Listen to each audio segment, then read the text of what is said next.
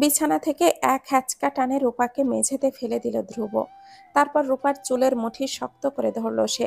অপরদিকে ধ্রুবের হাত থেকে চুল ছাড়াবার ব্যর্থ চেষ্টা করতে লাগলো রূপা, কিন্তু ধ্রুবের জোরের সাথে সে পেরে উঠল না। ধ্রুব এক হাত দিয়ে রূপার চুল আর অন্য হাত দিয়ে রূপার গাল টিপে ধরে চেঁচিয়ে বলতে লাগলো, তোকে বলেছি না আমার রুমে এসে হক জমাতে আসবি না? আমার বেডে উঠলি তুই কোন সাহসে? এতবার মাইর খাওয়ার পরও তোর সাহস আসে কোথা থেকে? রূপা কিছুই বলে না, চুপচাপ সে ধ্রুবের অত্যাচারগুলো সহ্য করতে লাগলো। এটা নতুন কিছুই না, প্রতিনিয়ত রূপাকে এমন শাস্তি ভোগ করতে হয়। এটাই হয়তো তার নিয়তির লিখন। সারা জীবন কষ্ট ছাড়া কিছুই পায়নি সে। রূপার চোখ বেয়ে টুপ করে এক ফোঁটা অশ্রু ঝরে পড়ল। মধ্যবিত্ত পরিবারের মেয়ে রূপা। রূপারা দুই বোন। ছোট বোন দশম শ্রেণীতে পড়ে। ছোটবেলায় তারা অনেক গরিব হলেও সুখের কোনো কমতি ছিল না তাদের। রূপা যখন তৃতীয় শ্রেণীতে পড়ত তখন হঠাৎই তার মা রোড অ্যাক্সিডেন্টে মারা যান। তখন থেকে তাদের জীবন থমকে যায়। মা মরা সন্তান দুটোর চোখের পানি কিছুতেই সহ্য করতে পারছিলেন না মহসিন সাহেব। তাই তিনি দুটো সন্তানের ভালোর জন্যই জাহানারা বেগমের সাথে বিয়ে করেছিলেন। কিন্তু কথাই আছে না, সুখ সবার কপালে জোটে না। তাই হয়েছিল রূপাদের সাথে। কে জানতো তাদের কপালে এমন একটা দরজাল মা জুটবে। প্রায় 1 মাস পেরিয়েছে ওদের বিয়ের, কিন্তু সেই বিয়ের প্রথম দিন থেকেই ধ্রুব তার সাথে ভালোভাবে কথা বলে না। ধ্রুবের কথা মতো না চললেই এলোপাতাড়ি মারধর করা শুরু করে দেয়।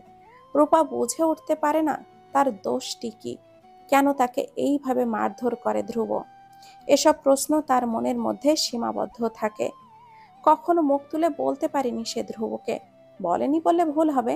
একবার সে ধ্রুবের সাথে এই বিষয়ে কথা বলেছিল, কিন্তু সেদিন ধ্রুব রূপার গালে একটা চড় বসিয়ে তার হাতটা ধরে গাড়ির দিকে টেনে হিঁচড়ে নিয়ে গিয়েছিল। তারপর থপ করে রূপাকে গাড়িতে বসিয়ে দেয় সে। রূপা ভয়ার্ত কণ্ঠে তার উদ্দেশ্যে বলেছিল, এত রাতে কোথায় নিয়ে যাচ্ছেন আমাকে? প্লিজ গাড়ি থামান। আমি কিন্তু এখনো আমার প্রশ্নের উত্তর পাইনি। দয়া করে বলুন, আপনি আমার সাথে এমন আচরণ কেন করছেন? কি দোষ করেছি আমি? কোন পাপের শাস্তি দিচ্ছেন আমাকে? সেদিন ধ্রুবের একটি ধমকে ভয়ে চুপসে গিয়েছিল রূপা। ভয়ে আর একটা কথাও বলতে পারছিল না সে। হঠাৎই গাড়িটা একটা নির্জন জায়গায় থামতেই রূপা আবারও মুখ খুলেছিল। কাঁপা পাকা কণ্ঠে বলেছিল, আমাকে কোথায় এনেছেন? আমার খুব ভয় করছে, দয়া করে এখান থেকে চলুন। সেদিন রূপার কোনো কথাই কানে নেয়নি ধ্রুব। রূপার হাতটা ধরে টেনে নিয়ে গিয়েছিল ভয়ঙ্কর একটি জায়গায়। গন্তব্যে পৌঁছাতেই থেমে যায় ধ্রুব। এরপর রূপাকে কবরস্থানের দিকে জোরে ধাক্কা দেয় ধ্রুব। রূপার সেদিন ভয়ে চোখ মুখ লাল বর্ণ ধারণ করেছিল। সে ভয়ে ভয়ে কান্না জড়িত কণ্ঠে বলেছিল, আমাকে কবরস্থানে কেন এনেছেন? ছোটবেলা থেকেই আমি কবরস্থান দেখলেই ভয় পাই। সেখানে আপনি আমাকে এত রাতে এখানে জোরপূর্বক কেন এনেছেন? প্লিজ আমাকে এখান থেকে নিয়ে চলুন। এখানে ভূত আছে, আমাকে মেরে ফেলবে। সেদিন রূপা অনেক আকুতি বিনতি করেছিল, কিন্তু রূপা কোনো কথাই ধ্রুব কানে নেয়নি। কড়া কণ্ঠে সেদিন তার উদ্দেশ্যে বলেছিল, শ্যাট আপ। ধ্রুব মামুদকে প্রশ্ন করা না?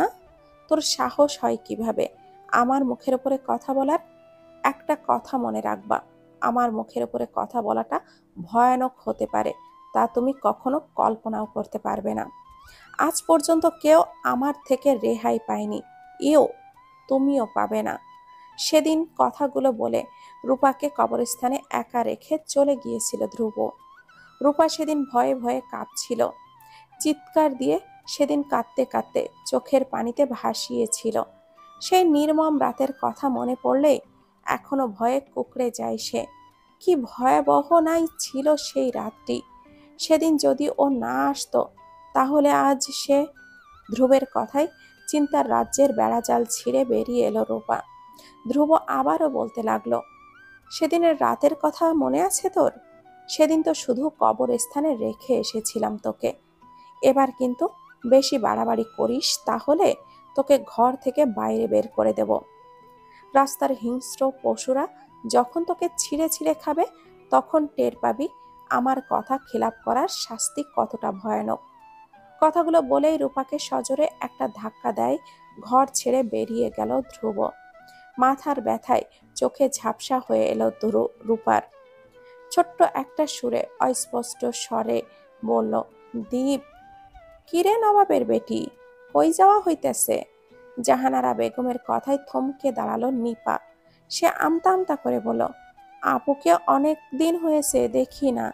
তাই তাই কি? হ্যাঁ, শোনো মাইয়া, আমার সামনে ওই মায়ারে বোনের পরিচয় দিবি না।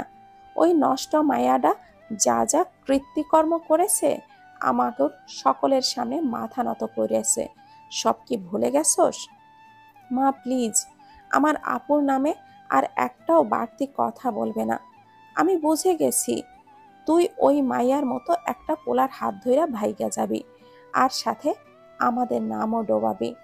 সত্যি বলতে আজ আমি এই কথাটি বলতে বাধ্য হচ্ছি, সৎমা কখনো আপন হয় না। নিপার কথা শুনে জাহানারা বেগমের চোখ মুখ কুঁচকে রাগান্বিত কণ্ঠে বলেন, কি কইলি তুই? খাড়া, তোরে আজ যদি আমি গরম কুন্তির ছ্যাঁকা না দিছি তাহলে আমার নামও জাহানারা না। রূপার যখন ঘুম ভাঙল তখন নিজেকে আবিষ্কার করলো ধ্রুবের বিছানাতে। সে এখানে এলো কিভাবে? তার যতদূর মনে আছে সে মেঝেতে পড়েছিল। তাহলে কে আনলো তাকে? রূপার ভাবনার অবসান ঘটালো ফারজানা বেগমের ডাকে। কিরে মা, এখন কেমন আছিস? জি মা, ভালো। কি হয়েছে তোর? এমন অজ্ঞান হয়ে মেঝেতে পড়েছিলি কেন? শরীর কি দুর্বল লাগছে? না, আমি ঠিক আছি। হুম, কেমন ঠিক আছিস তা তো দেখেই বোঝা যাচ্ছে। ধ্রুব আজ না থাকলে একটা কেলেঙ্কারি হয়ে যেত। মানে? নীলু তখন বলল, ভাইয়া তো তোমাকে অজ্ঞানরত অবস্থায় মেঝেতে পড়ে থাকতে দেখে তোমাকে বিছানায় শুইয়ে দিয়েছিল। তারপর ডাক্তারকে ডেকে আনলে আমরা জানতে পারি তোমার গায়ে প্রচণ্ড জ্বর। ভাইয়া তোমার জ্বর হবার কথা শুনে একদম পাগল হয়ে গিয়েছিল। ডক্টর আঙ্কেলকে বারবার বলছিল ওর কিছু হবে না তো, বলেই মুচকি হাসলো নীলু। সে সাথে যোগ দিল ফারজানা বেগমও। বহু কষ্টে নিজের হাসি থামিয়ে তিনি উৎফুল্ল কণ্ঠে বললেন, যাক, ছেলেটাকে তাহলে মানুষের মতো মানুষ করতে পারলাম, এটাই আমার সার্থকতা। রূপা তাচ্ছিল্য হেসে মনে মনে বলল, হায় রে, জীবনের নিয়তি। ধ্রুব সবে মাত্র অফিস থেকে বাসায় ফিরেছে। গরমে তার পুরো শরীর ঘেমে একাকার অবস্থা। একটু ঠান্ডা পানি খাওয়া দরকার। ধ্রুব ফ্রিজ খুলে একটা বোতল হাতে নিয়ে ঢকঢক করে পুরো পানিটা শেষ করে ফেলল। আহ, এইবার একটু শান্তি লাগছে। এবার একটু শাওয়ার নিতে হবে। ধ্রুব ঘরের দিকে এগোতেই সামনে রূপাকে দেখতে পেল। এদিকে ধ্রুবকে দেখতেই রূপার পুরো শরীর থরথর করে কাঁপতে লাগলো। নিজেকে সামাল দিয়ে সে এগোলো রান্নাঘরের দিকে। সারাদিনের ক্লান্তি শেষে ধ্রুব গোসলের জন্য যখন টাওয়াল খুঁজে পাচ্ছিল না তখন তার রাগ উঠে গেল সপ্তম আসমানে। রাগে গজগজ করতে করতে সে রূপার উদ্দেশ্যে বেরিয়ে গেল ঘর ছেড়ে। আজ ওই মেয়েটাকে কে বাঁচাবে তার হাত থেকে? আজ 2 দিন হলো রূপা রান্নাঘরে আসেনি। আজ কি রান্না করা যায়? আচ্ছা, মাছ ভাজি করলে কেমন হয়? এটাই ঠিক হবে। রূপা মনের সুখে মাছ ভাজছে। আজ মনটা তার খুব ভালো, হবেই বা না কেন। আজ সে তার বাবার সাথে কথা বলতে পেরেছে। দিন খুব কষ্টে দিন পার করেছে সে। একদিকে দীপকে না পাওয়ার কষ্ট, আর অন্যদিকে বাবা বোনের সাথে কথা বলার তীব্র গভীর কষ্ট যেন তার শরীরের সাথে এতদিন গেঁথে ছিল।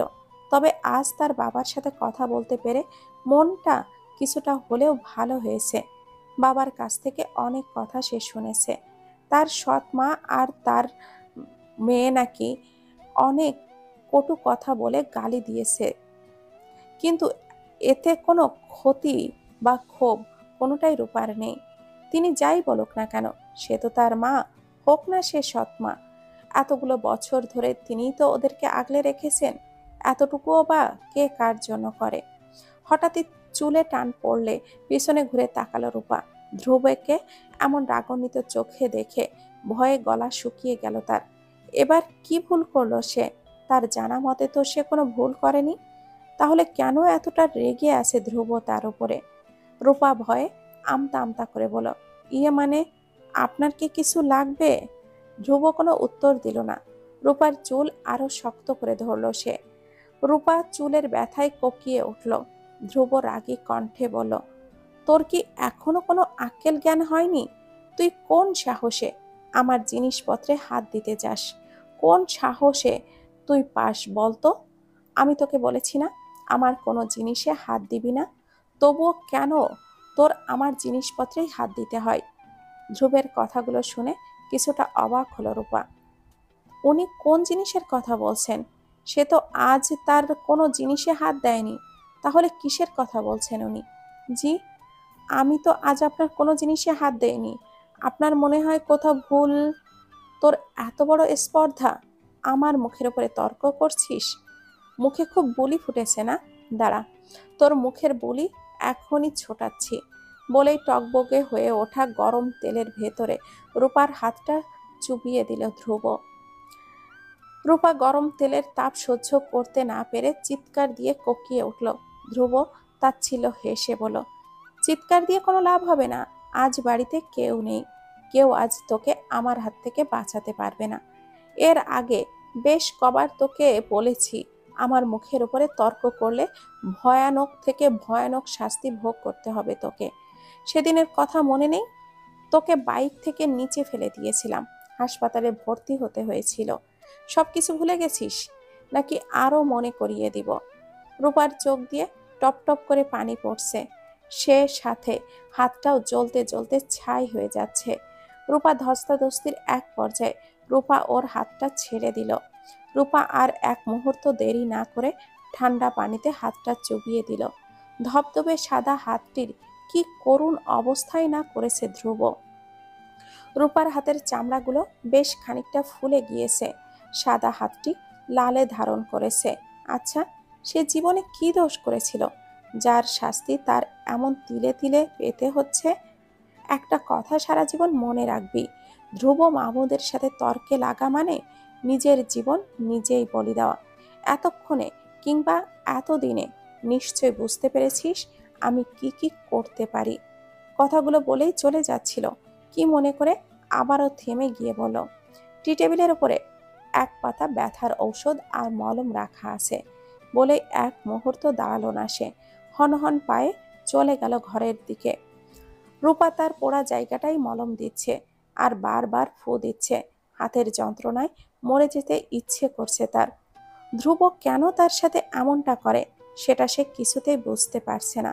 তার সাথে তো কোনো ওর পার্সোনালি শত্রুতা নেই, তাহলে কেন তাকে এতটা অত্যাচার করে? মাঝে মাঝে মনে হয় জীবনটা এখানেই শেষ করে ফেলি, কিন্তু দীপ, ওর কথা ভেবে আর কোনো স্টেপ নিতে পারি না। আচ্ছা, আমি মানুষ না? আমার কি কোনো ইচ্ছা অনিচ্ছা নেই? কেন আমার বাবা মায়ের কথা শুনে এই লোকটা আমার সাথে বিয়ে দিল? আমার ইচ্ছার কি কোনো মূল্য নেই? দীপ কি খারাপ ছেলে ছিল? একদমই না। সে তো আমাকে খুব ভালোবাসতো। খুব ভালোবাসলে ভুল হবে, নিজের থেকেও বেশি ভালোবাসে সে আমাকে। এটা জেনেও কেন বাবা এমন একটা পদক্ষেপ নিল? তার কাছে একবার মতামত নিলে কি এমন ক্ষতি হয়ে যেত? আমি কি মানুষ নই? রূপা কথাগুলো বলছে আর হাতে মলম লাগাচ্ছে। হাতের যন্ত্রণা কিছুতেই কমছে না তার। এখন কি দিলে জ্বালা পোড়া কমবে ভাবতেই বরফের কথা মনে পড়ল তার। রূপা ফ্রিজ খুলে কয়েক টুকরো বরফ হাতে নিল। এরপর পোড়া জায়গায় বরফগুলো রেখে দিল। হাতে বরফ দিয়ে কিছুটা হলেও যন্ত্রণা কমেছে ওর। হঠাৎই কলিং বেল বেজে উঠল। দরজা খুলেই দেখতে পেল ফারজানা বেগম আর নীলু এসেছে। রূপার ঠোঁটের কোণে হাসি ফুটিয়ে বলল, মা এসেছেন? কোথায় গিয়েছিলেন? আমি তো আপনাকে বাড়ির কোথাও খুঁজে পাইনি। ফারজানা বেগম ঘরে ঢুকতে ঢুকতে বলেন, আরে পাগলি মেয়ে, আমি তো বাজারে গিয়েছিলাম। সামনেই তো ঈদ, তাই ভাবলাম তোমাদের সবার জন্য কিছু কিনে আনি। কি দরকার ছিল মা শুধু শুধু টাকা?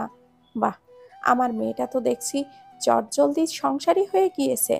আমি তো এমন একটা মেয়েকেই ছেলের বউ হিসাবে চাচ্ছিলাম। তবে তুই যাই বলিস না কেন, তোদেরকে বিয়ের সময় কিছুই দিতে পারিনি। অবশ্য তখন আমাদের ভালো অবস্থাও ছিল না।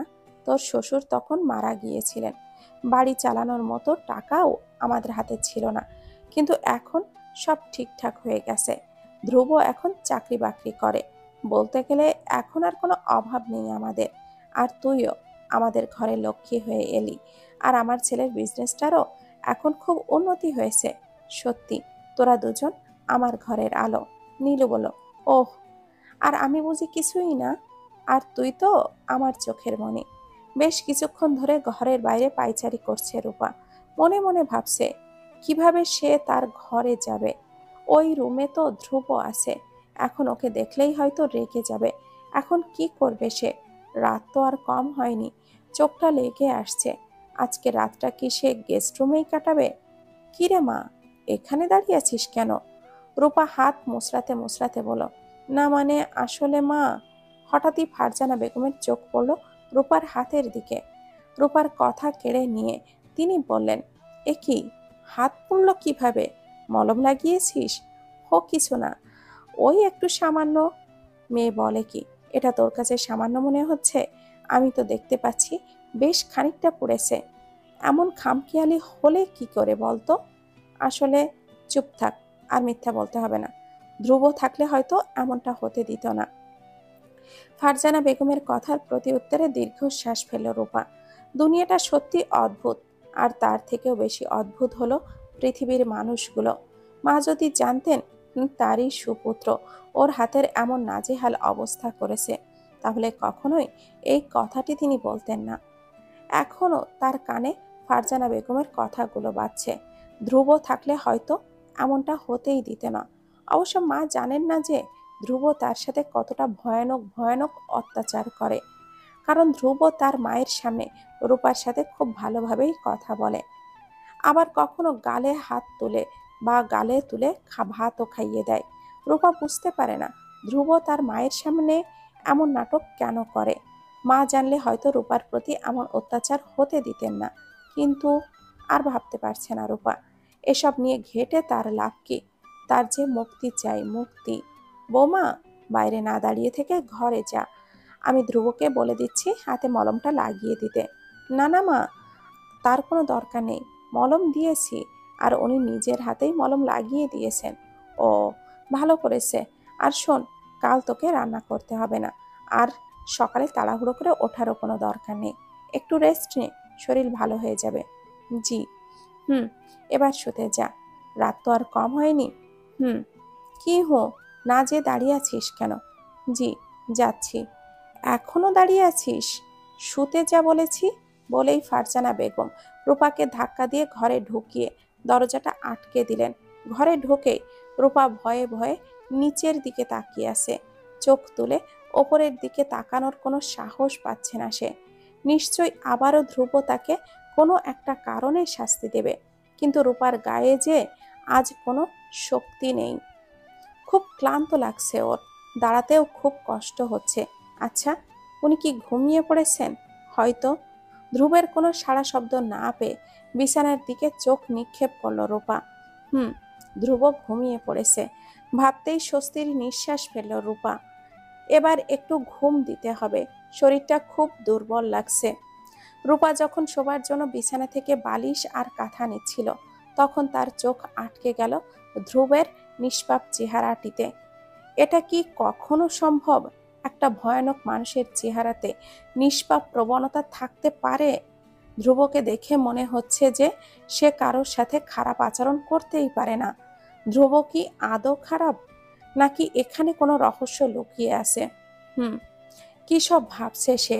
রূপা একবার ফেসবুকে পড়েছিল, লবণ আর চিনির রং যেমন একই রকম হয়, ঠিক ঠিক তেমনি মানুষ আর অমানুষগুলো দেখতে হুবহু মানুষের মতোই হয়। আর সে লবণকে চিনি আর চিনিকে লবণ ভেবে ভুল করতে যাচ্ছিল। তবে আর যাই হোক, রূপার বিশ্বাস দীপ তাকে এই নরক থেকে একদিন বের করে নিয়ে যাবে। দীপ, কোথায় তুমি? আমার কথা কি তোমার একটুও মনে পড়ে না? এত সহজে আমাকে কিভাবে ভুলে গেলে? তুমি না বলতে আমাকে ছাড়া তুমি বাঁচবে না? দেখো, আমাকে ছাড়া আজ তুমি ঠিকই বেঁচে আছো। শুধু বেঁচে নেই আমি, এক জীবন্ত লাশ হয়ে পড়ে আছি পৃথিবীতে। এই কষ্টের কি কখনো অবসান ঘটবে না? সকালবেলা হঠাৎই মুখে পানি পড়তেই হুড়মুড়িয়ে বিছানা থেকে উঠে বসলো রূপা। কে কে বলেই প্রলাপ করতে লাগলো সে, চোখ মুখ কুচলালে কুচলালে। যখন ধ্রুবকে সামনে দেখতে পেল তখন ভয়ে তার বুকটা থরথর করে কাঁপতে লাগলো। এই রে, আজ যে উঠতে দেরি হয়ে গেছে, এখন নির্ঘাত মায়ের খেতে হবে তার। ভাবতেই ভয়ে কুকড়ে যেতে লাগলো রূপা। ধ্রুব ঘড়ির দিকে তাকিয়ে বলল, বাব্বা, মেহেন সাহেব দেখি আজ এত তাড়াতাড়ি ঘুম ভাঙলো। বুঝতে পারছি রাতে ঠিকভাবে ঘুম হয়নি না। আহারে, কি কষ্ট। বলেই রূপার মুখটা টিপে ধরল। বলল, নিজে তো বেশ আরামসে ঘুমাচ্ছিস, আর ওইদিকে যে আমার মা রান্না করতে করতে মরে যাচ্ছে, সেসব কি তোর চোখে বাজছে না? বাঁধবেও বা কেন? কাল রাতে তো মাকে মিথ্যা কথা বলে রাতে বলেছিলি যাতে আরামে ঘুমাতে পারিস।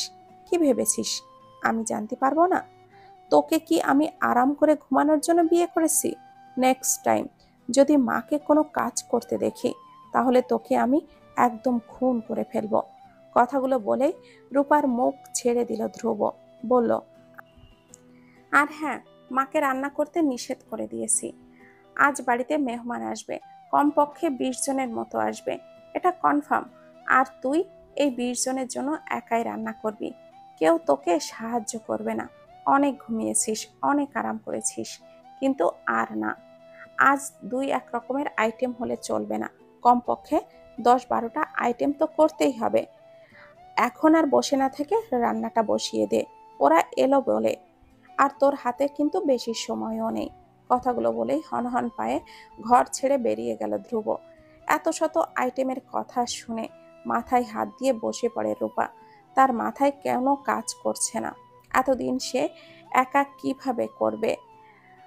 আল্লাহ আমাকে বাঁচাও। যেখানে 1 ভাগের তরকারি রাঁধতে 1 ঘন্টারও বেশি সময় লাগে, সেখানে এত আইটেম রাঁধবে কিভাবে? আজ সে কাজ করতে করতে মরেই যাবে। না, আর ভেবে কোনো লাভ নেই। তাকে এমনিতেও করতে হবে আর অমনিতেও করতে হবে। তাহলে এত শত ভেবে সময় নষ্ট করার কি দরকার?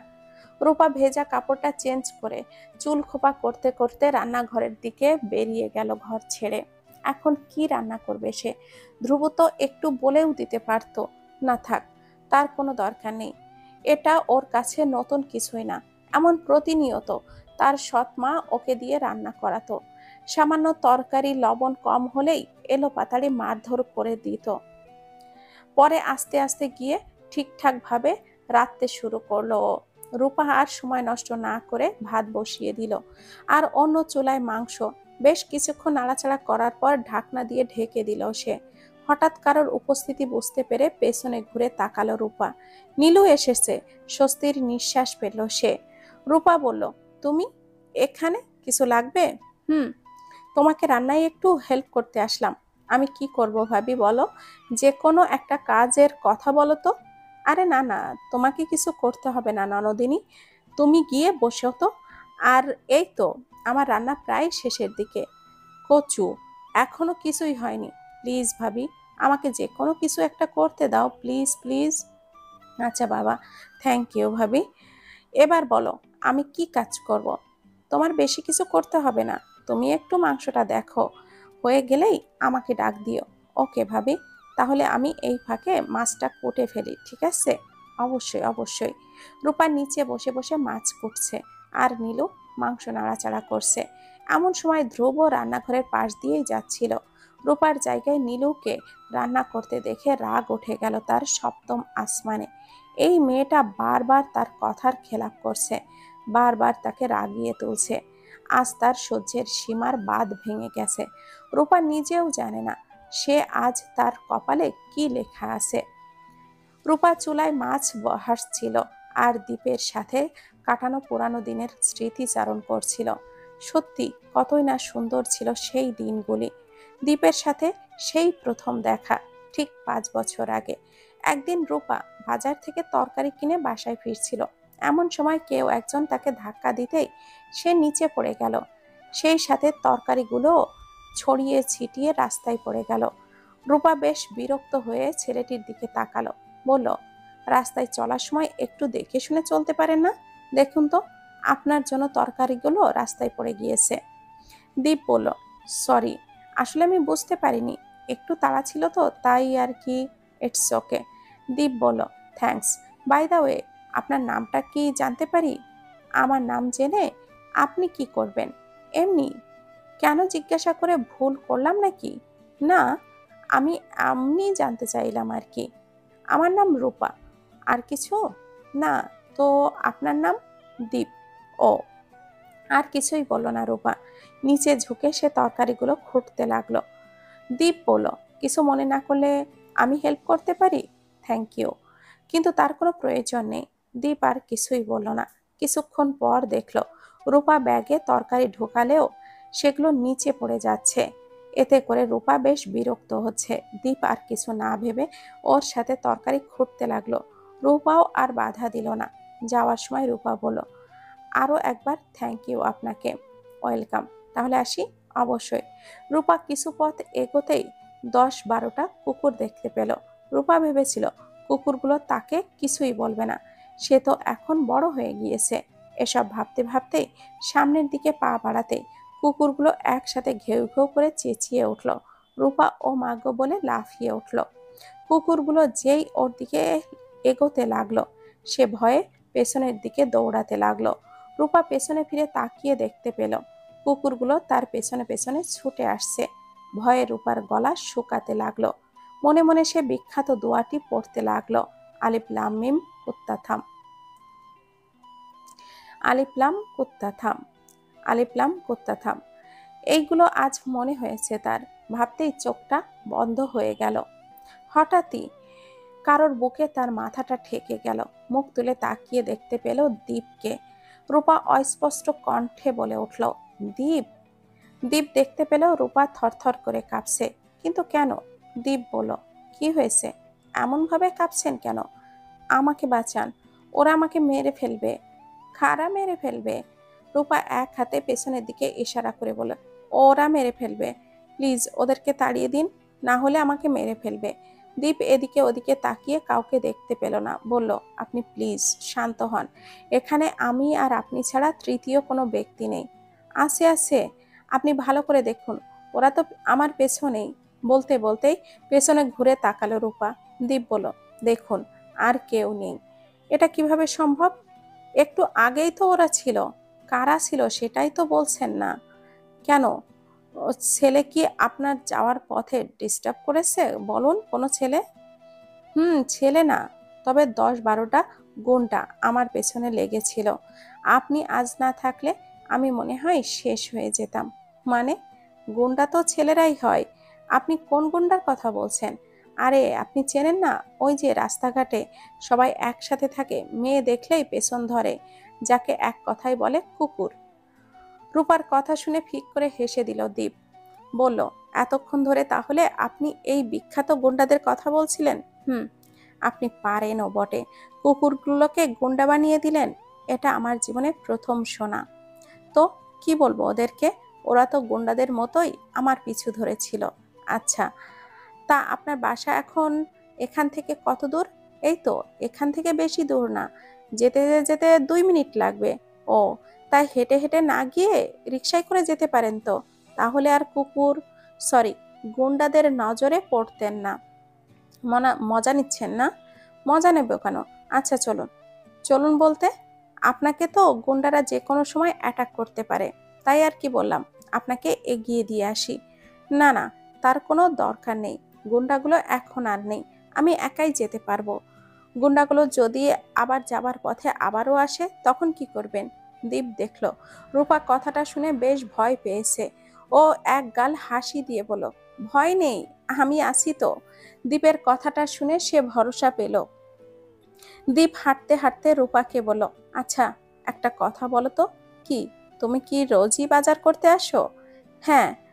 তা তোমাকে না পাঠিয়ে তোমার বাবা কিংবা মা যেতে পারে না? বাবা তো সবসময় ব্যস্ত থাকেন, আর মা তো সংসার সামলাতে সামলাতে ব্যস্ত থাকেন, তাই আর কি আমাকেই আসতে হয়। ও, আমাকে বাড়ি পর্যন্ত এগিয়ে দেবার জন্য আপনাকে অনেক অনেক ধন্যবাদ। মানে? আমরা বাড়ি এসে গেছি? জি। আমি ভাবলাম কি, তেমন কিছুই না। তাহলে আমি আসি? ইয়া। রূপা চলে যাচ্ছিল। ধ্রুব পেছন থেকে ডেকে বলল, এই যে শুনছেন? জি। আপনার ফোন নাম্বারটা কি পেতে পারি? না মানে যদি গুন্ডারা আপনাকে আবারও অ্যাটাক করে তাহলে আপনি আমাকে একটা কল দিতে পারবেন, আর আমি আপনাকে ওনাদের হাত থেকে বাঁচাতেও পারবো। রূপা চুপ করে আছে। দীপ বলল, প্লিজ। আইডিয়াটা কিন্তু মন্দ না। এরপর থেকে দুজনের মাঝে বেশ কথোপকথন চলল। তারপর একে অপরকে জানতে জানতে ঘনিষ্ঠ হতে লাগলো। তারপর গিয়ে একটা সময় দুজন বন্ধুত্বে পরিণত হলো। আস্তে ওরা একে অপরকে নিয়ে স্বপ্ন দেখতে লাগলো। সেই স্বপ্ন থেকে শুরু হলো ওদের ভালোবাসার অধ্যায়। এখনো রূপার মনে পড়ে সেই দিনগুলোর কথা। কত কথা, দেখা করা, কত প্ল্যানিং, সব কিছুই যেন স্বপ্নের মতো ছিল। কত মধুই না ছিল সেই দিনগুলি। হঠাৎ হাতে গরম খুন্তির ছ্যাঁকা পড়তেই ভাবনার জগৎ ছেড়ে বেরিয়ে এলো রূপা। হাতের যন্ত্রণায় আহা বলে কোকিয়ে উঠল সে। ডান সাইডের দিকে তাকাতেই দেখতে পেল ধ্রুবকে। কি ভাবছিলি এতক্ষণ ধরে? সেই ধরে যে তোকে ডাকতেছি, কানে যাচ্ছিল না? কি করছিস তুই একটু দেখি তো।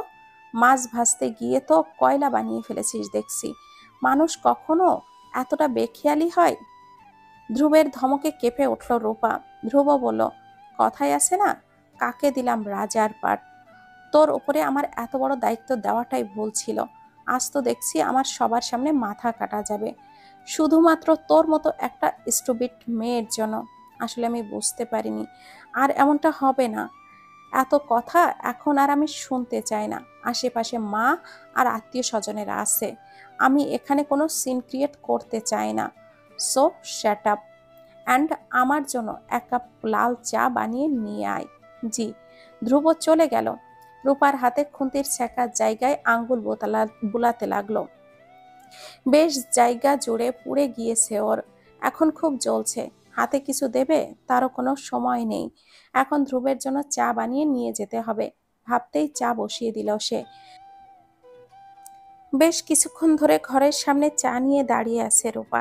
ভেতরে যাবার মতো কোনো সাহস সঞ্চয় করতে পারছে না সে। কিন্তু এভাবে দাঁড়ানোর কোনো মানেও হয় না। ধ্রুব যদি দেখতে পায় সে দাঁড়িয়ে রয়েছে তাহলে খুব খারাপ হয়ে যাবে। না, আর দাঁড়াবে না সে। ভাবতেই রূপা এগোলো ঘরের দিকে। কাঁপা কাঁপা হাতে ধ্রুবের সামনে দাঁড়াতেই সে ওর দিকে তাকালো। রূপা বলল, আপনার চা। ধ্রুব চাটা হাতে নিয়ে কিছুক্ষণ নাড়াচাড়া করছিল। তারপর এক চুমুক দিতেই ইয়াক বলে মুখ থেকে ফেলে দিল সে। ধ্রুবের এমন কাণ্ডে অবাক হয়ে গেল রূপা। ধ্রুব বসা থেকে উঠে দাঁড়ালো। এরপর রূপাকে বলল, এটা কি বানিয়েছিস তুই? রূপা কাঁপা কাঁপা কণ্ঠে বলল, চা। সেটা তো আমি দেখতেই পাচ্ছি। এটা চা নাকি অন্য কিছু? আমি না তোকে বলেছিলাম দুধ চা বানিয়ে দিতে? তাহলে তুই লাল চা আনলি কেন? তুই জানিস না আমি লাল চা খাই না? এরপরও কেন লাল চা বানিয়ে আনলি?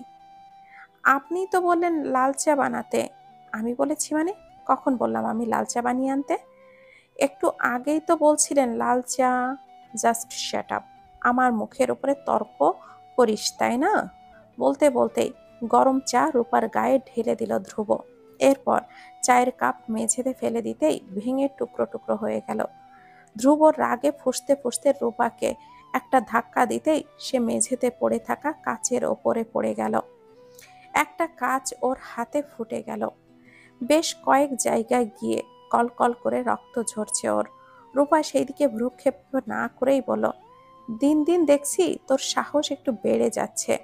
আমার উপরে কথা বলার স্পর্ধা কোথায় পেয়েছিস তুই?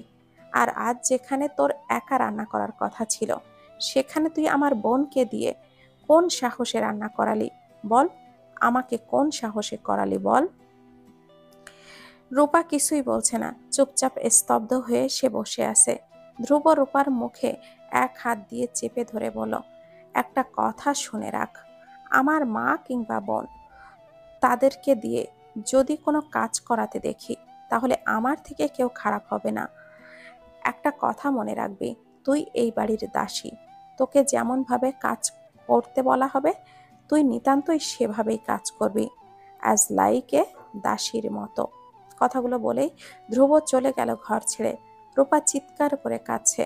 হাতের যন্ত্রণায় মরে যেতে ইচ্ছে করছে ওর। মানুষ এতটা নির্দয় কিভাবে হতে পারে? একটুও কি ধ্রুবের মনে মনুষ্যত্ব বোধ বলে কিছুই নেই? রূপা ড্রয়িং রুমে চুপটি মেরে বসে আছে। ফারজানা বেগম কিছুক্ষণ আগে তাকে এখানে বসতে বলেছিলেন, সেই সুবাদেই রূপা এখানে এসে বসে আছে ফারজানা বেগমের জন্য। বেশ কিছুক্ষণ পর ফারজানা বেগম গহনার বাক্স নিয়ে ড্রয়িং রুমে আসলেন। রূপা উঠে দাঁড়ালেই তিনি বলেন, আরে মা, বস বস, কষ্ট করে এত দাঁড়ানোর দরকার নেই বলেই তিনি রূপাকে বসিয়ে সেও তার পাশে গিয়ে বসলেন। মা, এগুলো কি?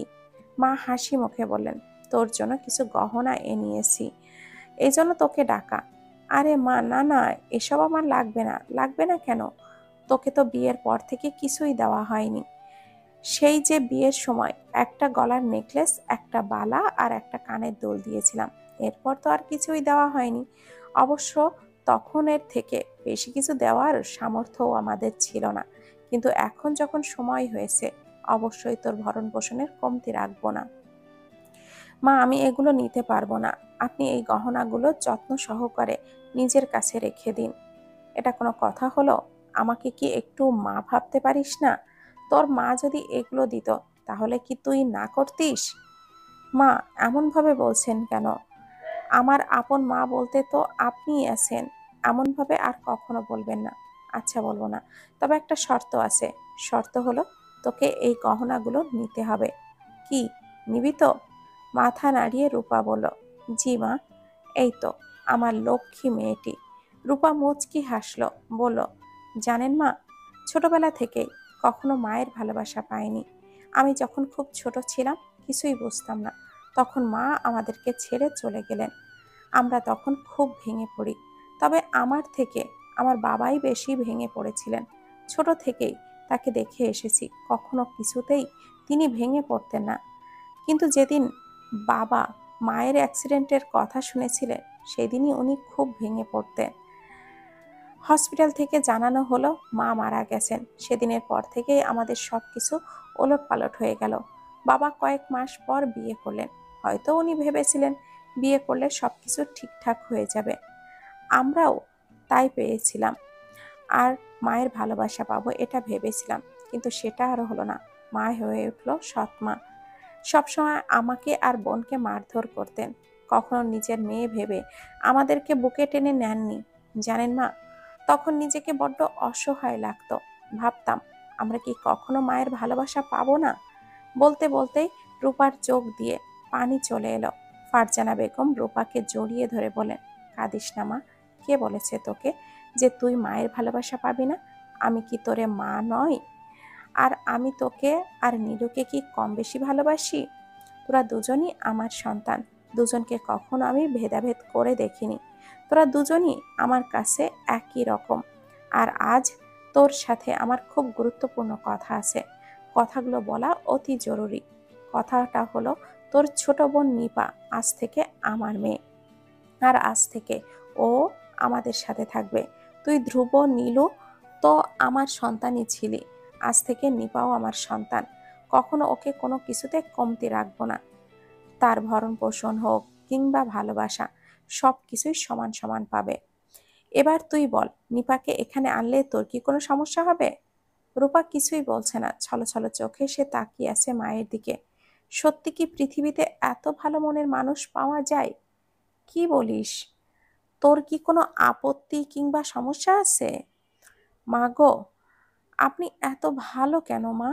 কিভাবে একটা মানুষ এত ভালো হতে পারে? মা হাসলেন। রূপা আবারও বলল, মা জানেন, আমি কখনো ভাবতে পারিনি যে আপনার মতো একটা মা পাবো। খুব ভালোবাসি আপনাকে, খুব ভালোবাসি।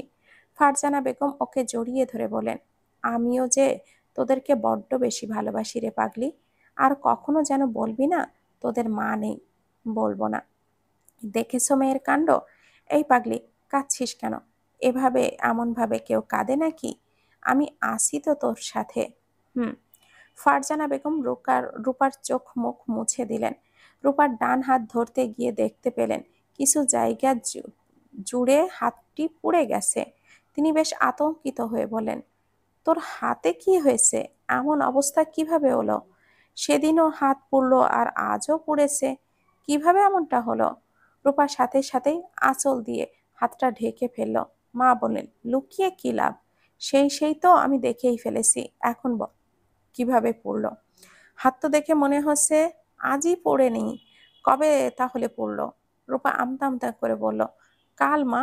কিভাবে পড়েছে?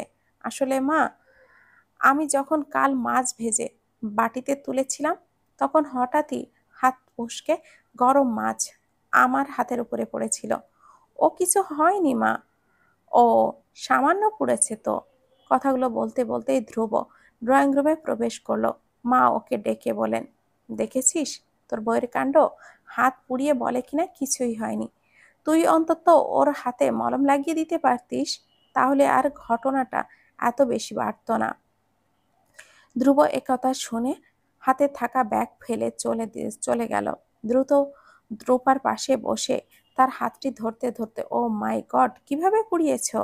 রান্নার সময় কি একটু খেয়াল করে থাকে না নাকি তোমার? অবশ্য খেয়াল থাকবে কি করে, সারাদিন তো শুধু কাজ আর কাজ। এত কাজ করতে কে বলে তোমার? কাল থেকে ভাবছি একটা কাজের লোক রাখবো। মা সম্মতি জানালেন, বললেন, ঠিক বলেছিস, একটা কাজের লোক রাখতেই হবে। ও আমার মেয়ের মতন। সেখানে নীলও রাধে না, সেখানে ও রাধবে কেন? ওকে তো আর আমি ছেলের বউয়ের চোখে দেখি না, সবসময় মেয়ের চোখেই দেখি। আর সন্তানের কষ্ট কোনো মাই সহ্য করতে পারে না। বেশ কদিন ধরে দেখছি মেয়েটা কষ্ট করেই যাচ্ছে, কখনো এই রান্না তো কখনো ওই রান্না। বুঝি না রান্না বানাতে কি এমন পেয়েছে। যাকগে, সেসব কথা। তুই কালই কাজের মেয়ে ঠিক করবি। হুম। এখন হুম হুম না করে ওর হাতে মলম লাগিয়ে দে তো। হুম। আর মা, একটু মলমটা এনে দাও তো। আচ্ছা, এনে দিচ্ছি। ফারজানা বেগম চলে যেতেই রূপার হাত শক্ত করে ধরল ধ্রুব। হাতটা এতটাই শক্ত করে ধরেছে যে রূপার হাত চোখ বেয়ে টপ টপ করে পানি পড়ছে। এক পর্যায়ে কাঁদতে কাঁদতে রূপার হেসকি উঠে গেল। ধ্রুব আরো শক্ত করে হাত ধরে বলল, খুব বার বেড়েছিস তাই না? আহ, লাগছে। ধ্রুব রূপার কানের কাছে এসে ফিস ফিস করে বলল, লাগছে না? আমার মায়ের সামনে এত নাটক করছিস কেন? কি পেয়েছিস কি আমার মাকে? হ্যাঁ, কি ভেবেছিস আমার মাকে বলে নিলে তুই আমার হাত থেকে বেঁচে যাবি? হাহা, কখনোই না। তোকে তো আমি। কথাগুলো বলতে বলতেই ধ্রুব বুঝলো মা ড্রয়িং রুমে প্রবেশ করছেন। ধ্রুব কথা ঘুরিয়ে বলল, দেখো রূপা, কাল থেকে একদমই রান্নাঘরে পা রাখবে না। আর আমি তোমার কোনো কথাই শুনছি না। কাল কাজের লোক রাখবো, ব্যাস রাখবো। মা সাই দিয়ে বলল, ধ্রুব একদমই ঠিক বলেছে, কাল থেকে তোর রান্নাঘরে যাওয়া অফ। রূপা আর কিছুই বলল না, চুপচাপ বসে রইল। মা বললেন, ধ্রুব বাবা, তোর সাথে কিছু কথা ছিল। হ্যাঁ মা, বলো। তোর যদি কোনো আপত্তি না থাকে তাহলে কি আমি রূপার ছোট বোন নিপাকে এই বাড়িতে আনতে পারি? কেন নয়, অবশ্যই আনতে পারো। এতে জিজ্ঞাসা করার কি আছে? হুম। কিন্তু এই আনা সেই আনা নয়। মানে? আমি ভাবছি নিপা সারা জীবনই এই বাড়িতে আমাদের সাথে থাকবে। তুই কি বলিস? ধ্রুব কিছুক্ষণ চুপ ছিল, এরপর বলল, অবশ্যই থাকতে পারে। ও তো আমার ছোট বোন নীলুর মতোই। ও এবার থেকে আমাদের সাথে থাকবে। তুমি যদি বলো আমি আজই ওকে নিয়ে আসবো। আরে না না, আজ না, কাল ধীরে সুস্থে গিয়ে আনবো। যেহেতু ওর মা বাবা আছে, অবশ্যই তাদের কাছ থেকে অনুমতি নিয়েই আনতে হবে। তাই আমি ভেবে রেখেছি রূপা আর আমি গিয়ে ওকে আনবো। তুমি যা ভালো বোঝো তাই করো। আর রূপা, আমার জন্য এক গ্লাস পানি নিয়ে রুমে আসো তো, খুব টায়ার্ড লাগছে। জি। ধ্রুব চলে গেল। রূপা ফারজানা বেগমের থেকে সম্মতি নিয়ে রান্নাঘরের দিকে এগোলো। এরপর এক গ্লাস পানি নিয়ে সেও পা বাড়ালো তার ঘরের দিকে। ধ্রুব ড্রেস চেঞ্জ করছে আর ভাবছে রূপাকে সে কঠিনের থেকেও কঠিন শাস্তি দিবে। দিন দিন মেয়েটার ডানা গজাচ্ছে। আজ তো তার মাকে একদম নিজের বশে নিয়ে ফেলেছে। না, এটা কিছুতেই সহ্য করা যায় না। নিপাকে এই বাড়িতে আনলে যে তার প্ল্যানে প্রভাব পড়বে, এটা তো ধ্রুব কোনো মতেই হাত হতে দিবে না। কিছু তো একটা করতেই হবে, কিন্তু কি করা যায়? হঠাৎই ধ্রুবের ফোনে একটি কল এলো। ধ্রুব কলটা রিসিভ করতেই ওপাশ থেকে ভেসে এলো, সবকিছু আমাদের প্ল্যান অনুযায়ী চলছে তো? হুম, সবকিছুই আমাদের প্ল্যান অনুযায়ী চলছে। ও গ্রেট, গুড জব। এবার আমাদের নতুন প্ল্যান কি? সব কথা ফোনে বলা যাবে না, আমি সবকিছু মেসেজে জানিয়ে দিব। ওকে। তবে একটা প্রবলেম হয়ে গেছে। কি? মা রূপার বোনকে আমাদের বাড়িতে রাখবে বলেছে। রাখুক, তাতে সমস্যা কি? ওর বোন আসলে তো আমাদের প্ল্যানের উপরে প্রভাব পড়বে। না, কোনো প্রভাব পড়বে না, don't worry, I will handle this. Okay. Dhruv কথা শেষ করে কলটা কেটে দিল। হুম, সে একটু বেশি ভেবে ফেলেছে।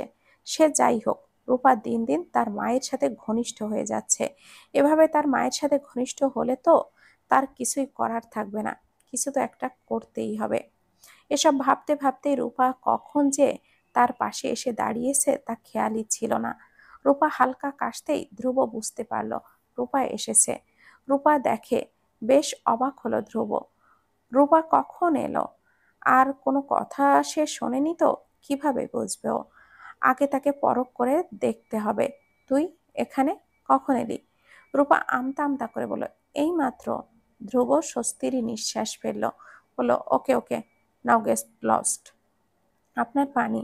ধ্রুব পানির গ্লাসটা হাতে নিয়ে সজোরে রূপার মুখে ঢেলে দিল। বলল, নে, আমার পানি খাওয়া শেষ, নাও গেট লস্ট। ধ্রুব শেষের কথাগুলো এতটাই জোরে বলেছে যে রূপা ভয়ে কেঁপে উঠল।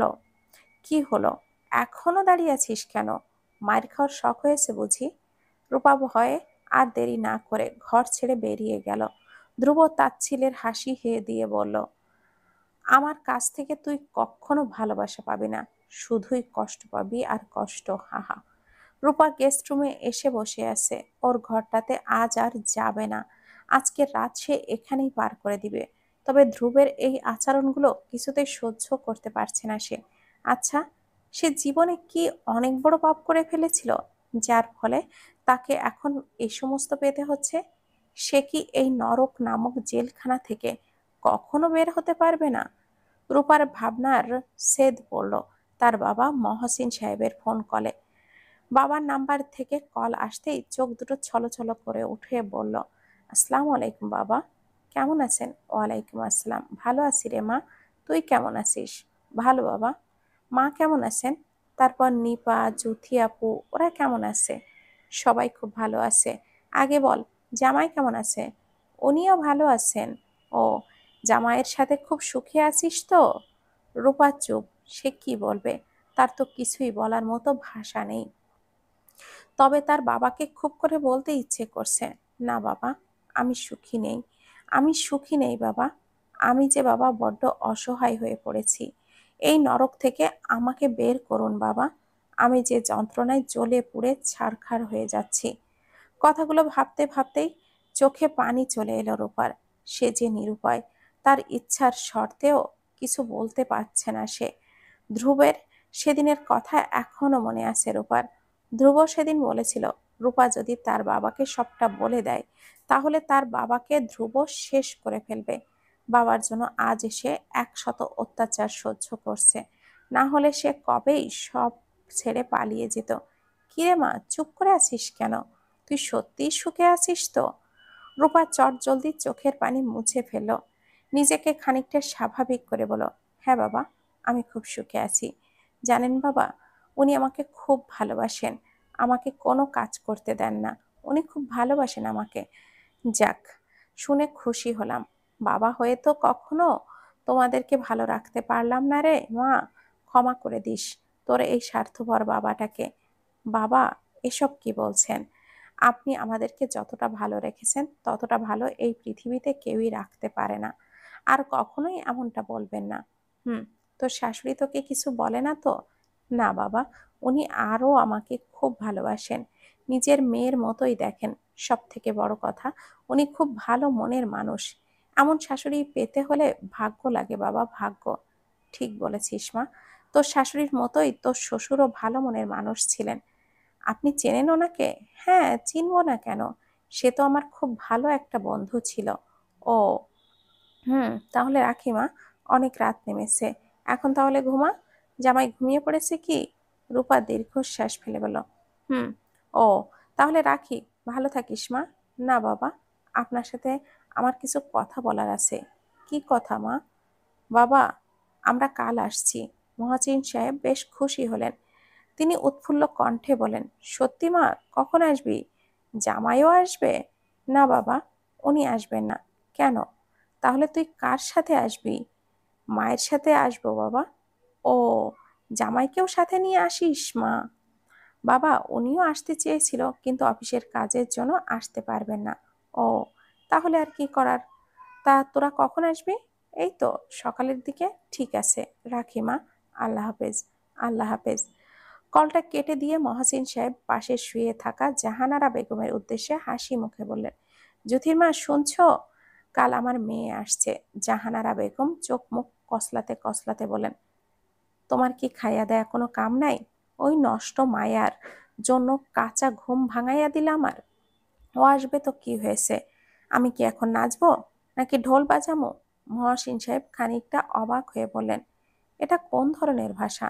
তুমি সবসময় আমার ফুলের মতো মেয়েটাকে নষ্ট মেয়ে বলেও কেন? তুমি কি কখনো ওর মা হয়ে উঠতে পারবে না? সারা জীবনে কি সৎ মা হয়েই থেকে যাবে? জাহানারা বেগম এবার তেড়ে গিয়ে বলেন, কি বললে তুমি? আমি মা হয়ে উঠতে পারি নাই? তাহলে এতদিন কি ওদের মা কবর থেকে উঠে এসে ওদেরকে মানুষ করেছে? ওর মাকে নিয়ে তুমি আর একটা কথাও বলবে না, এই আমি শেষ বলে দিলাম। আর আমি যদি তোমার মেয়েকে মেনে নিতে পারি, তাহলে তুমি কেন আমার মেয়েদেরকে মেনে নিতে পারো না? কেন ওদের সাথে এমন ব্যবহার করো? ওরা কি মানুষ নয়? ওদের কি কোনো চাওয়া পাওয়া নেই? ওরা তো তোমার কাছে কিছুই চায়নি, শুধু চেয়েছিল তোমার একটু ভালোবাসা। কিন্তু তার বদলে তুমি কি করেছো? ওদেরকে সব সময় দূরে দূরে ঠেলে দিয়েছো, কখনো ওদেরকে একটুও বুকে টেনে নাওনি।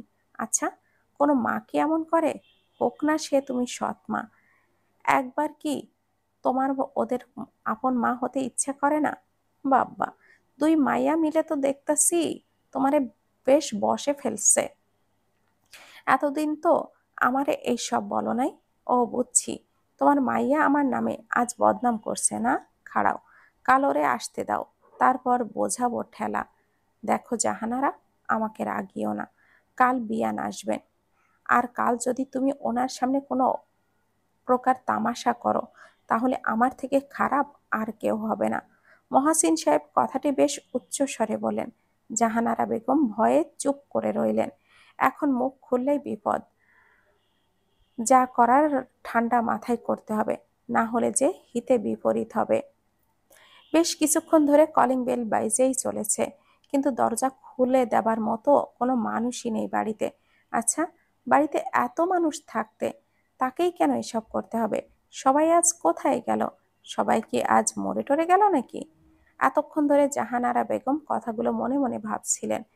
তিনি যে একটু দুদণ্ড আরাম করবেন তারও কোনো উপায় নেই। সবকিছু যেন তাকেই করতে হবে। আর ভালো লাগে না। কি হলো? কলিং বেল বাজছে, শুনতে পাচ্ছ না? হ্যাঁ হ্যাঁ, সবকিছু তো আমাকেই শুনতে হয়। বলি, তুমি কি একটু দরজা খুলে দিতে পারো না? আমাকেই কেন খুলতে হয়? কথা বাড়িও না তো। আমার মেয়ে এসেছে বোধ হয়।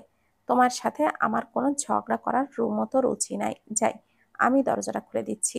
বলেই তিনি দরজার দিকে এগোলেন। জাহানারা বেগম দাঁতে দাঁত চেপে বিড়বিড় করে বলতে লাগলেন, হুম, আমার মেয়ে আইছে। ঢং, যত সব ন্যাকামো কথাবার্তা। কথাগুলো বলেই তিনিও এগোলেন দরজার দিকে। ততক্ষণে মহাসিন সাহেব দরজাটা খুলে দিতে পেলেন রূপা আর ফারজানা বেগমকে। মহাসিন সাহেব হাসি মুখে ফারজানা বেগমকে সালাম দিলেন। এরপর দেখলেন রূপা কাঁদছে। মেয়েটাকে কাঁদতে দেখে তিনিও তাকে জড়িয়ে ধরে বললেন, কাঁদে না মা, কাঁদে না, আমি আছি তো। রূপা কান্না জড়িত কণ্ঠে বলল, এই 1 মাস হলো আপনাকে দেখি না বাবা। এই একটা মাস কতটা কষ্টে কাটিয়েছি তা শুধু আমি জানি। জানেন বাবা, মাঝে মাঝে মনে হয় ছুটে চলে আসি আপনার কাছে। বাবা এক গাল হেসে বললেন, পাগলি মেয়ে একটা। বলেই তিনি কপালে চুমু এঁকে দিলেন। এরপর ফারজানা বেগমের উদ্দেশ্যে বলেন, এমা, বাইরে দাঁড়িয়ে আছেন কেন? আসেন আসেন আপা, ভেতরে আসেন। এই জ্যোতিমা, দাঁড়িয়ে আছো কেন? ওদেরকে চা নাস্তা দাও। হুম। ওরা ড্রয়িং রুমে গিয়ে বসলো। জাহানারা বেগম ওদের জন্য নাস্তা নিয়ে টেবিলে রাখলেন। তখনই রূপার চোখ পড়ল ওর দিকে। রূপা বলল, মা কেমন আছেন? জাহানারা বেগম কিছুক্ষণ চুপ থেকে বলেন, এতদিন তো ভালোই ছিলাম, কিন্তু আজ। মহসিন সাহেব জাহানারা বেগমের কথা কেড়ে নিয়ে বলেন, আহ, ওদেরকে পানিও দাওনি। যাও যাও, তাড়াতাড়ি পানি আনো। জাহানারা বেগম খানিকটা ক্ষোভ দেখিয়ে বলেন, হ্যাঁ, যাচ্ছি। জাহানারা বেগম চলে যেতেই মহসিন সাহেব বলেন, আপনাদের আসতে কোনো সমস্যা হয়নি তো? না না, আল্লাহর রহমতে কোনো সমস্যা হয়নি। ও বাবা, নিপা কোথায়? ওকে তো দেখছি না যে। ও তো একটু বাইরে গিয়েছে, এক্ষুনি চলে আসবে। বাইরে কি করতে গেছে? ও, ও তোর মা কি যেন কিনতে পাঠিয়েছে। মা এখন ওকে পাঠায়? আগে তো আমাকে পাঠাতো, আর এখন ওকে? বাহ বাহ, আসতে না আসতেই বাপের সাথে আমার নামে চুগলখড়ি করা শুরু করে দিয়েছো। জাহানারা বেগম কথাটি শুনে চোখটা বড় বড় করে ফেলেন মহসিন সাহেব। জাহানারা বেগম ভয়ে ভয়ে পেলেন, আরে না না, আমি তো রসিকতা করছিলাম। বলতেছিলাম কি, রূপা ওর বাপরে পাইলে আমারে ভুইলাই যায়। হুম, ঠিক আছে। আমার মেয়ে আমার মায়ের থেকে বাপের ভক্ত বেশি। মোটেও তা না, আমি দুজনকে সমান ভালোবাসি। সেসব কথা যাকগে। তা তোরা এই সময় কি মনে করে আইলি? না মানে কোনো দরকার ছিল নাকি? হ্যাঁ আসলে, ফারজানা বেগমকে থামিয়ে দিয়ে বলেন, আমি বলছি। আসলে ভাই, আপনার সাথে আমার কিছু গুরুত্বপূর্ণ কথা ছিল। জি বলেন। আসলে কথাটা একান্তভাবে আপনার সাথে বলার ছিল। আপনি যদি একটু কিছু মনে না করেন তাহলে। আরে আপা, অবশ্যই বলতে পারেন। এই জ্যোতির মা, একটু ওই ঘরে যাও তো। কেন কেন? আমি থাকলে কি এমন ক্ষতি হইব? এত কথা কেন বলো? যেতে বলেছি, যাও। হুম। জাহানারা বেগম প্রলাপ বকতে বকতে ড্রয়িং রুম ছেড়ে চলে গেলেন। মহাসিন সাহেব তৎক্ষণাৎই বলেন, আপা, এবার বলুন। আসলে কথাটা বললে আপনি ব্যাপারটাকে কিভাবে বুঝবেন আমি বুঝতে পারছি না। যদিও বা কথাটা বলা অতি জরুরি। হ্যাঁ বলেন, আমার তরফ থেকে কোনো সমস্যা নেই। আসলে আমি রূপা মিলে ভেবে রেখেছি যে আজ নিপাকেও আমাদের সাথেই নিয়ে রাখবো। মানে ঠিক বুঝলাম না। রূপা বলল, আমি বুঝিয়ে বলছি। বাবা, আপনি তো জানেনই নিপা এই বাড়িতে ভালো নেই। আমি তো ও বাড়িতে থেকেছি, সব কিছু জানি। মা প্রতিনিয়ত কারণে অকারণে ওকে আর আমাকে মারতেন। কখনো খুন্তির ছেঁকা দিতেন তো কখনো ঝাড়ু দিয়ে মারতেন। বাবা, আপনি তো সবটা জানেনই, তাহলে কেন জেনে শুনে মেয়েটার ভবিষ্যৎ নষ্ট করবেন? আমি চাই আজ থেকে ও আমার সাথেই আমাদের বাড়িতেই থাকবে। আপনি প্লিজ না করবেন না। কিন্তু জামাইয়ের বাড়িতে থাকলে কেমন একটা খারাপ দেখায় না? ফারজানা বেগম বললেন, কোনো খারাপ দেখায় না। আমি নিজেই রূপাকে এই কথা বলেছি। আমাদের বাড়ি থেকে একেবারে সবাই রাজি। শুধু বলেন, আপনি ওই নিষ্পাপ মেয়েটার মা হবার সুযোগ আমাকে দেবেন কিনা। আসলে আমি কথা দিতে পারছি না। আগে ওর মায়ের কাছ থেকে শুনতে হবে। আর তাছাড়া নিপার মতামতও তো নিতে হবে। সে আপনি যা ভালো বোঝেন তাই হবে। কিন্তু এতে আপনি রাজি তো? আমি তো রাজি আছি, কিন্তু ওদের তো একটা মতামত আছেই। রূপা বলল, বাবা, আপনার মতামত মানে সবার মতামত। আর তাছাড়া নিপা এটা জানলে বরং খুশি হবে। ও সব সময় আমাকে বলতো, আপু, তুই খুব তাড়াতাড়ি বিয়ে করে নে রে। আমি বলেছিলাম, কেন? বিয়ে করলে কি হবে? আরে পাগল, তুই বিয়ে করলে তো আমরা জেলখানা থেকে মুক্তি পাবো। কিভাবে? আরে গাধি, তুই বিয়ে করলে তো শ্বশুর বাড়ি চলে যাবি, তোর সাথে করে আমাকেও নিয়ে যাবি। তারপর আর মা তোকে আর আমাকে মারতে পারবে না। আমরা তখন মুক্ত হয়ে যাব আপু। মুক্ত পাখিদের মতো করে আমরা ডানা মেলে উড়ে বেড়াবো। আহা, তখন কতই না মজা হবে। অত্যন্ত। আমরা এই অন্ততপক্ষে এই ডাইনির হাত থেকে তো বাঁচতে পারবো। এতটুকুই যথেষ্ট। ওর বলা কথাগুলো আমার এখনো কানে বাজে। আমি যে আজ ওর কথা রাখতে পারছি, এতে যে আমার কি শান্তি লাগছে বাবা।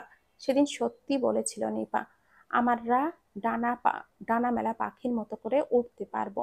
আমিও পেরেছি, তাহলে ও পারবে না কেন? বাবা বলল, তুই ঠিক বলছিস রে মা।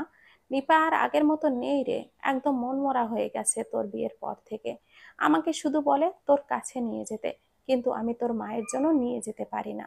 এতে করে মেয়েটা খুব কষ্টও পায়। সেদিন ও তোর সাথে দেখা করতেও যাচ্ছিল, কিন্তু তোর মায়ের জন্য যেতে পারেনি।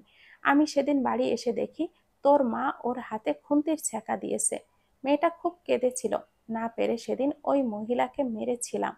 বাবার মুখে খুন্তির ছ্যাঁকার কথা শুনতেই সেদিনের কথা মনে পড়ে গেল রূপার। ইস, কি নির্মম ভাবেই না ধ্রুব তার হাতে গরম তেলে চুবিয়ে দিয়েছিল। সেই দিনটির কথা মনে পড়লেই এখনো কষ্ট হয় রূপার। আর সেখানে তার ছোট বোনটিকে খুন্তির ছ্যাঁকা দিয়েছে তাদের মা। আসলে মা বললে ভুল হবে, কোনো মা কি তার সন্তানের সাথে এমন করতে পারেন? হ্যাঁ পারে, সৎ মায়েরা সবকিছু পারে। তোদের ভালোর দিকটা ভেবেই এই বিয়েটা করেছিলাম, কিন্তু তোদের ভালো দেখতে গিয়ে ভুল সিদ্ধান্তটাই নিয়ে ফেললাম আমি। বিয়েটা কত বড় ভুল করেছি আপা, তা বলে বোঝাতে পারবো না আপনাকে। কথায় আছে না, পর কখনো আপন হয় না, সেটাই হয়েছে আমার দুটো মেয়ের সাথে। বাবা, পুরনো কথা বাদ দিন তো। যত তাড়াতাড়ি পুরানো কথা ভুলে যাবেন ততই সবার জন্য ভালো। হুম। তৎক্ষণাৎই নিপা চলে এলো। রূপাকে দেখতে পেয়ে সে দৌড়ে এসে বলল, আপনি কখন এসেছিস? এই তো একটু আগে আসলাম। কেমন আছিস রে বোন? খুব ভালো। আর আজ তুই আসতে আরো দ্বিগুণ ভালো আছি। আর আন্টি, সরি সরি, আপনাকে তো সালামি দেওয়া হয়নি। আন্টি, আসসালামু আলাইকুম। কেমন আছেন আন্টি? ওয়ালাইকুম আসসালাম মা। এই তো মা, ভালো আছি। তুমি কেমন আছো? জি আন্টি, আমিও ভালো আছি। কিসে পড়ো এখন? আন্টি, এবার এসএসসি পরীক্ষা দিব। ও, সামনে তো তাহলে বিশাল বড় আকারের পাহাড় রয়েছে, সেটা টপকিয়েই উপরে উঠতে হবে। জি আন্টি, দোয়া করবেন। অবশ্যই করব। মায়ের দোয়া সন্তানের সাথে সারা জীবন থাকে। জি। রূপা বলল, নিপা, তোকে আমরা নিয়ে যেতে এসেছি, যাবি না আমার সাথে? মানে, কোথায় যাব আমি? কেন, আমাদের সাথে আমাদের বাড়িতে থাকবি? তুই তো একদিন বলেছিলি আমার বিয়ে হয়ে গেলে আমরা সাথে যাবি। তাই আজ থেকে তুই আমার সাথে থাকবি। সত্যি আপু, তুই আমাকে নিয়ে যাবি তোর সাথে? হুম। থ্যাংক ইউ আপনি, তুই খুব মিষ্টি। যাই, আমি তাহলে সবকিছু গোছগাছ করে আসি। মহসিন সাহেব ধীর কণ্ঠে বলেন, তোর মা যেন বুঝতে না পারে তুই রূপাদের সাথে সারা জীবনের জন্য চলে যাচ্ছিস। বলবি আমি কিছুদিনের জন্য ঘুরতে যাচ্ছি। আর যদি কিছু বলে তাহলে বলবি বাবা যেতে বলেছে। তারপর সবকিছু আমি সামলে নেব। বুঝেছিস? বেশ কিছুক্ষণ হয়েছে ধ্রুব বাসায় এসেছে। আজ কেন যেন অফিসে মনোযোগ দিতে পারছিল না সে, তাই অফিস থেকে তাড়াতাড়ি চলে এসেছে। কিন্তু বাসায় এসেও তার অস্থিরতা কমলো না। তার মন বলছে কিছু একটা যেন তার আশেপাশে নেই, কিন্তু কি নেই? সবই তো আগের মতোই আছে। তাহলে মনটা আজ এতটা অস্থিরতা হয়ে পড়ছে কেন? কোনো মতে দুয়ে দুয়ে চার মেলাতে পারছে না সে। কেন এমনটা হচ্ছে তার সাথে? তাহলে কি এর মূল কারণ রূপা? এটা কিভাবে সম্ভব? সে হয়তো একটু বেশি ভেবে ফেলেছে বোধহয়। ধ্রুবের মনে তো রূপার জন্য কোনো ফিলিংস ছিল না। তাহলে আজ কেন রূপা বাসায় না থাকাতে সে এতটা বিচলিত হয়ে পড়েছে? আগে তো এমনটা কখনোই হয়নি। তাহলে আজ কেন? সে কি সত্যি রূপার প্রতি দুর্বল হয়ে যাচ্ছে?